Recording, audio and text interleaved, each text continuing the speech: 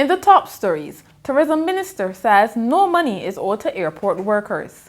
Ronald Jones orders the principal to crack down on dress code infringements. And UWI Blackbirds rise to the top of the Digicel Premier League. Welcome to Nation News for Monday, February 1st, 2016. I'm Natasha Beckles.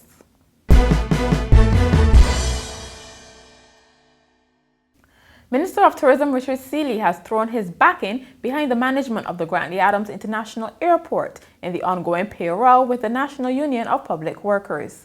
On Friday, airport workers staged a protest for a 3.5% pay increase, which they believe is owed to them. But Mr. Seeley said union officials agreed some years ago that the increase would be taken off the table.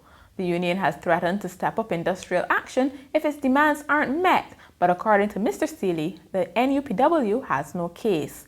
The minister was speaking on Monday as he gave an assessment of his ministry's performance over the past year.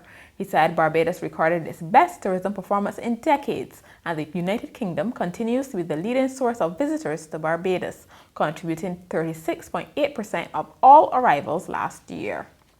Education Minister Ronald Jones has told the principal of Samuel Jackman Prescott Polytechnic to immediately enforce the school's dress code or send offenders back home. Speaking on Monday as the Polytechnic received $84,000 in equipment, he said he was disgusted with the way some male students dressed, drawing specific reference to exposed underwear.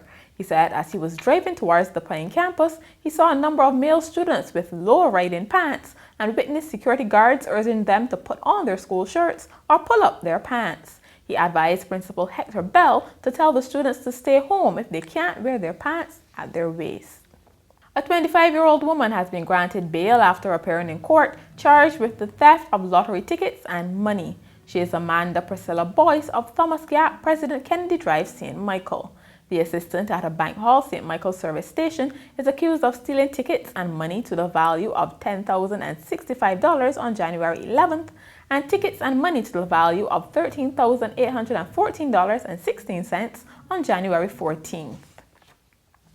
The Government Information Service will be staging a number of intervention programs for men in a bid to reduce the rate of HIV infections. One such workshop was held on Saturday following the launch of the 5th annual Love, Poetry and Song concert, which benefits the HIV/AIDS Food Bank. HIV communications expert Alexis Nurse explained why men are being targeted during this year. This focus on men has come out of our statistics showing that we have some concerns about the fact that men are becoming infected more than women and that men are actually dying significantly more than women. And that may be to do with a number of cultural issues, some of which are around men not seeking testing early enough, as finding them at the latter stages of HIV infection or actually at the stage of AIDS. So we're really trying to get messages to men so that they are a bit more open to the idea of getting tested and for also following up after testing, because some men do test and find out that they're positive, but then they're lost to services, and if they get lost to services, then the only time we will find them is when they're at the critical stage of having AIDS. A dozen at-risk teenage mothers have been given additional assistance after completing the Intervention Support Program for Adolescent Mothers, organized by the Lions Club of Barbados South and the Barbados Defense Force. The teens are being offered the opportunity to pursue their education at some of the island's top institutions. The commitment was given on Saturday by Parliamentary Secretary in the Ministry of Education, Senator Harry Husbands, who promised to use his influence to secure spots for them in the skills training program, Samuel Jackman Prescott Polytechnic, or the Barbados Community College. You look and see what is available. I expect to have calls. Mrs. Worrell will put you through to me if you tell her that you attended this program. You are one of the graduates of this program. If there's any course at those institutions that you want to participate in, just call. Chief Executive Officer of the Barbados Small Business Association, Lynette Holder, is now an elder in the Power of the Blood Assembly. She and 5 others were elevated during a service on Sunday night.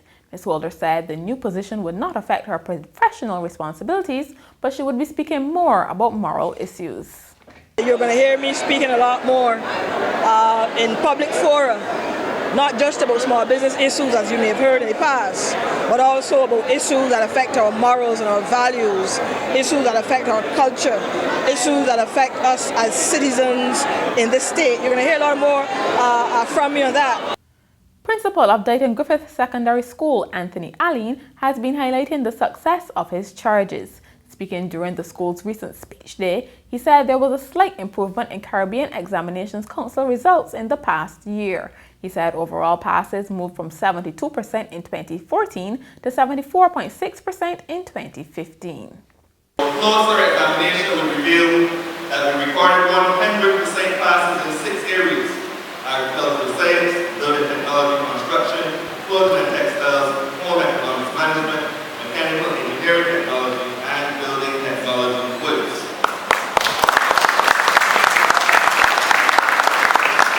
In addition, we recorded passes of 80% or more in a number of subjects, including visual arts, electronic output, preparation and management, English A or English language, food and nutrition, information technology, office administration, principles of health, and technical drawing, which implemented as well. In sport, UWI Blackbirds are at the top of the Digicel Premier League after beating Lumisol Technology Inc. Pinelands 5-1 on Sunday night.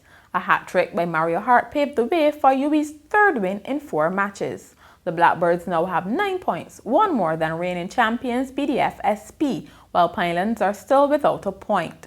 Earlier in the day, Neighbourhood Care Pharmacy Weymouth Wales secured a 2-2 draw with Rendezvous, while Clayton's Colatonic Notre Dame and Mackinson Britton's Hill played to a 0-0 stalemate.